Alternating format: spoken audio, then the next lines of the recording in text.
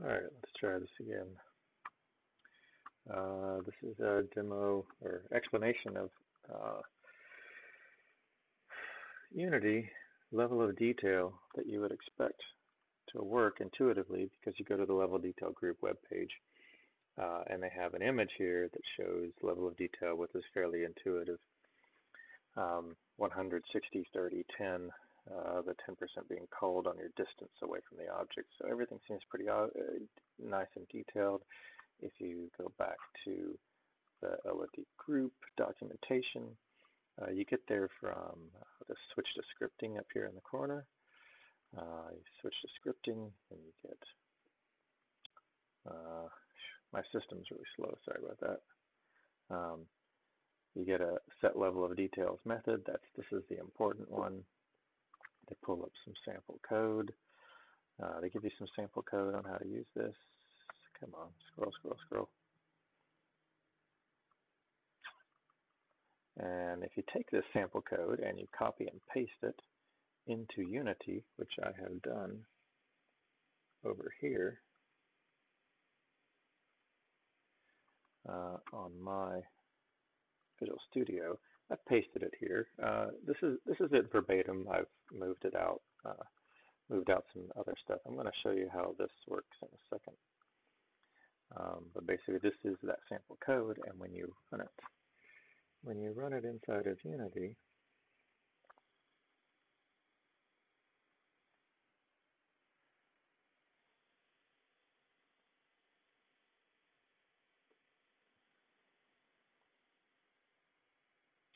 my Unity is loading. It's thinking. Sorry about the highly taxed system. Hopefully it's not too choppy on streaming. Here we go. So it loads. Looks like everything's cool, eh?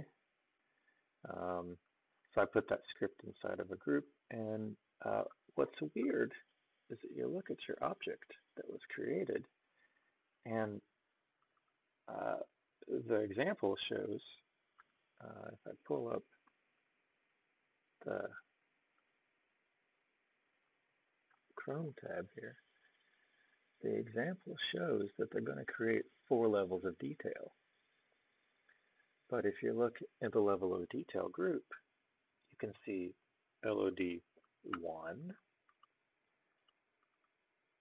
and you can see LOD 2, and you can see LOD 3, but where's LOD 0? It's over here. It's hidden inside of this. Well, that isn't the way you'd expect it to work, so their levels are off. They're not explaining that basically what is this magical first number. If I go over to Visual Studio and oops, let's go to Visual Studio. They're not explaining this magical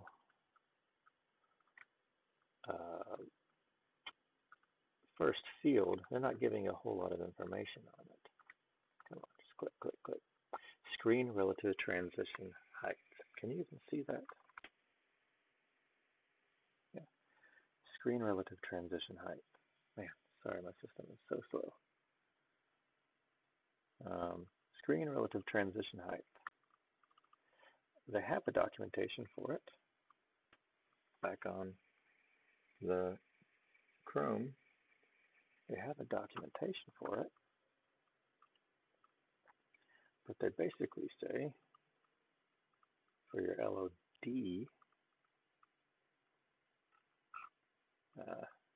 yeah, sorry, I'm slow. So just go back forward. For the LOD,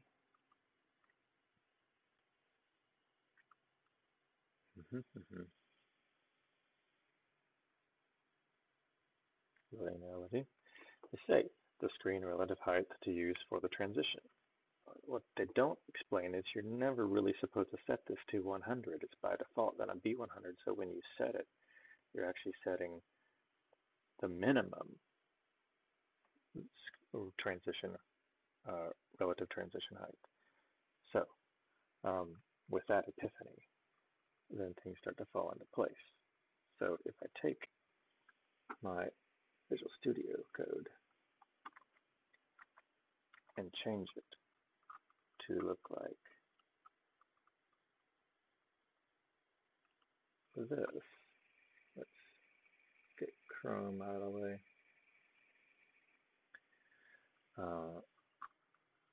To look like this, there's a slight difference, and I have it like this so that you can see the slight difference. So we're going to switch this to, and we're going to run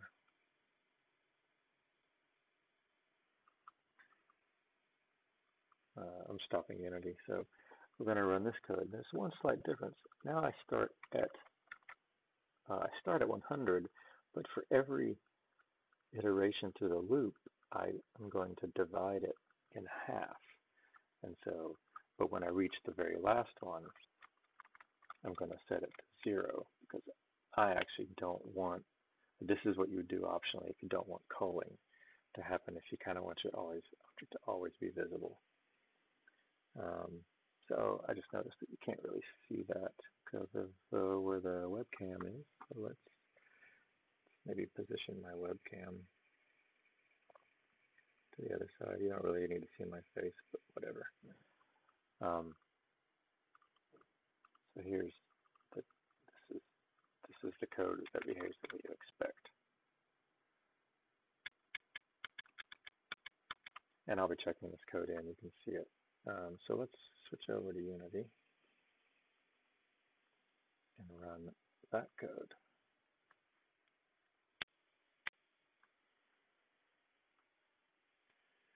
And sorry, we're being slow.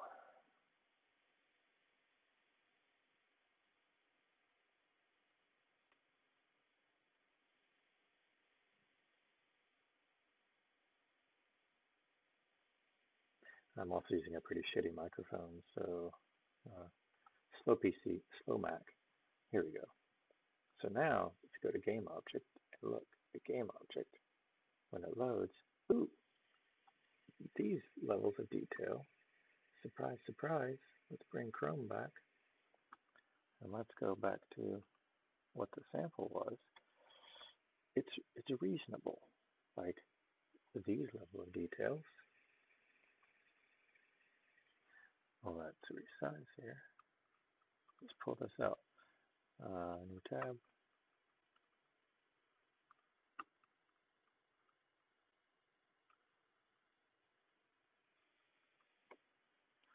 Hope this works. Come on, just load. Load, load, load. Am I like totally out of memory? Anyway.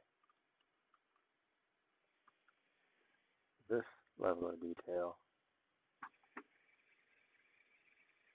looks very similar to the one that's inside of Unity. And it behaves the way you would expect now. That when I zoom in and out, I get my level at 0. Oops, let me minimize Chrome here. Here was level 0. Here is level 1. Here is level 2. And here is level 3. I changed the shape sizes to something a little more intuitive, like cube being the simplest, sphere being the next, cylinder being the third most complicated, and capsule being the fourth most complicated. So, and then there's no culling, so I've turned off culling with my code, but you just wouldn't do that last, you wouldn't set your transition height to 0, but that's what gets you the culling removed.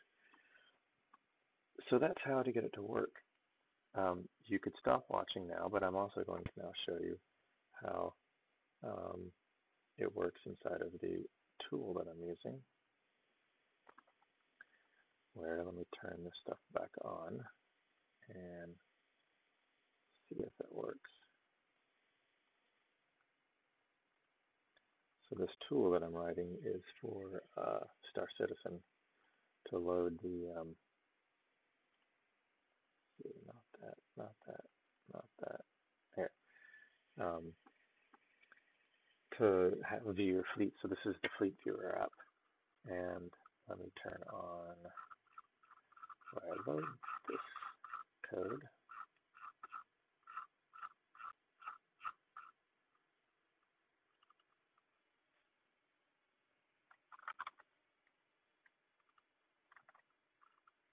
And down.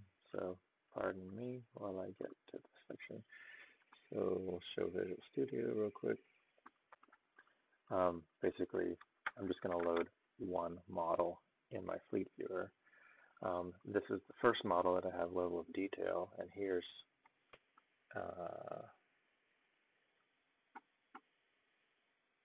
inside of Unity. This is my resource bundle. Guess I can move my video back over here. It's Unity's thinking.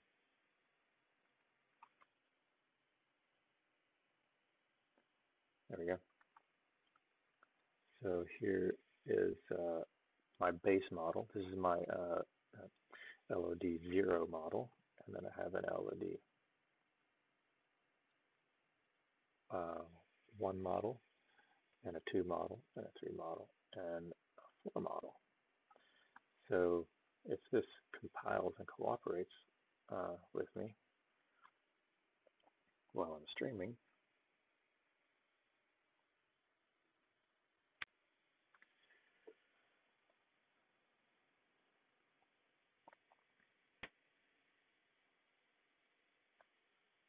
hurry up and wait.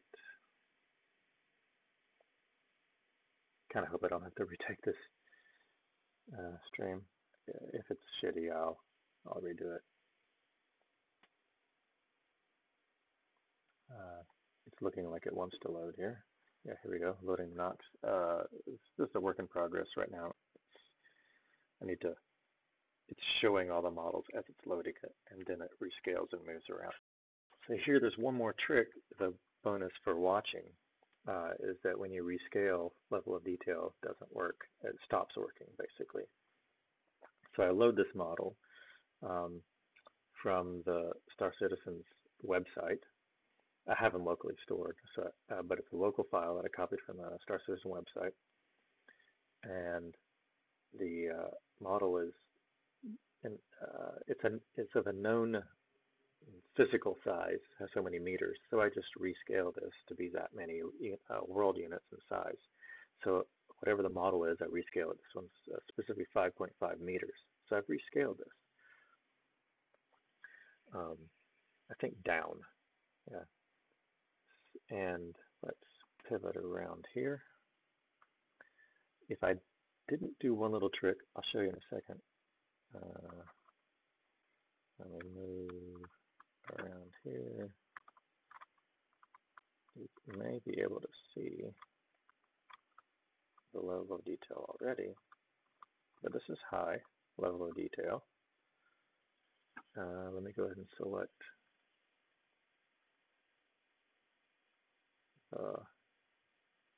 actual object and show you its level of detail sliders there, as you can see. And so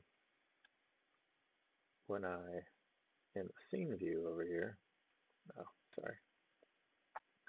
if I zoom out, that's level of detail 1, but in the game view, if I zoom out, it takes a little bit more to, you'll see it pop. You mostly see the shadows pop. It's not very smooth at this frame rate because of my streaming, but when I zoom out this way, you're going to see it pop again.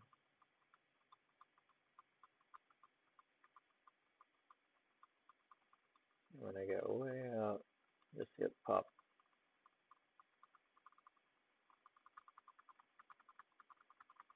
There it goes. There's the big pop there. So there's the proof that level of detail is working right there.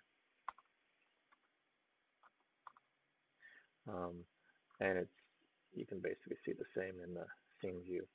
And how I got this to work, it was the level of detail was working. It was loading. Everything was functionally fine. but when I zoomed out, it wasn't popping. There's one more trick, just here, showing you in the scene view, level of detail 4. I think that's all I have. Yeah, I have 4 levels of detail, so that's as far out in the scene view. And here, we'll zoom in.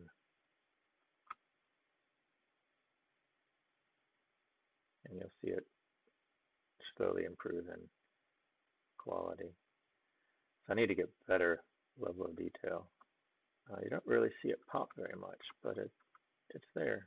The pop is there. The trick, let's switch back over to Visual Studio. Actually, I'll show you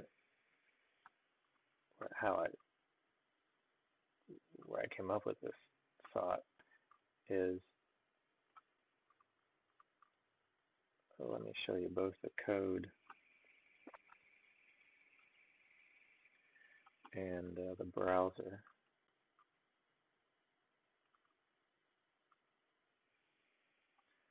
Let me get this arranged here real quick.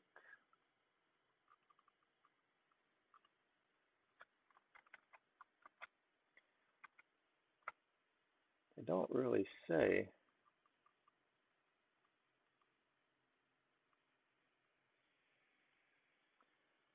in LOD view.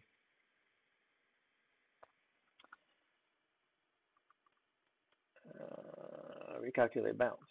It says right here. Hopefully it highlights the mouse triple click here.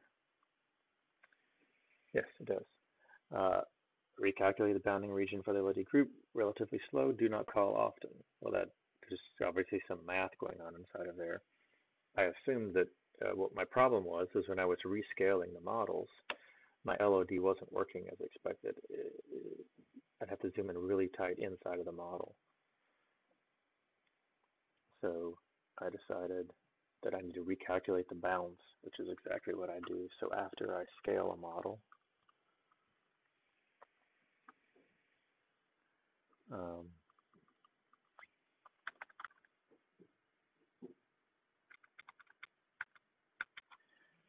when I normalize my model, I basically reset, because I'm doing a bunch of caching and reusing of objects inside of here.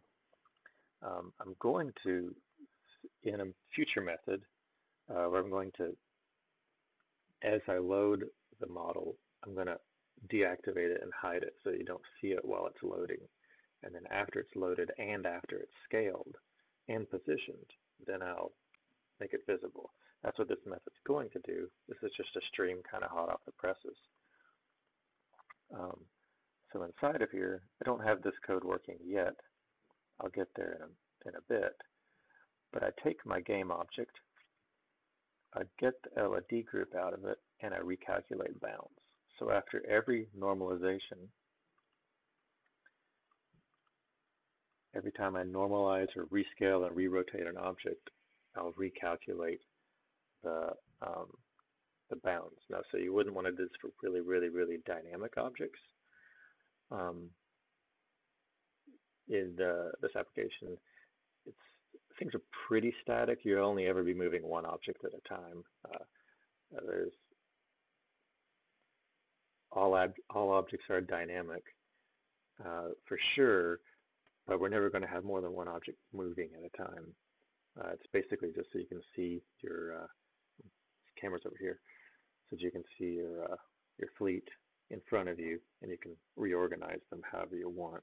I guess in the future I'll allow grouping, so you can select multiple items and then drag them all. But then it's like when you're done with the movement and then you drop, then it recalculate the level of details. I guess I could see that when you move an object far away, perhaps level of details wouldn't be recalculated. Actually, the trick and the nice thing in the Fleet Viewer app I'm doing is you can't rescale objects. Everything's going to be, every ship has its size. This specific model, the Nox, will always be 5.5 meters. the dragonfly will always be 6.5 meters. So the starfare will always be 100 meters. Whatever the specified length is, that's what it is. So you never go to resize. So then that will let me avoid in the future having to recalculate the bounds of the level of group details. But if you do move an object around or rescale it often, you'll need to continue to recalculate rebounds on your LOD group. So that's the Unity level of detail groups discovery that I made. So hope this helped. Let me know. I'll put a link. I'll check this code in soon, but there is a link in the stream to the current code pre this check-in, and I'll eventually check it in. So yeah, let me know in the comments what you thought. Later.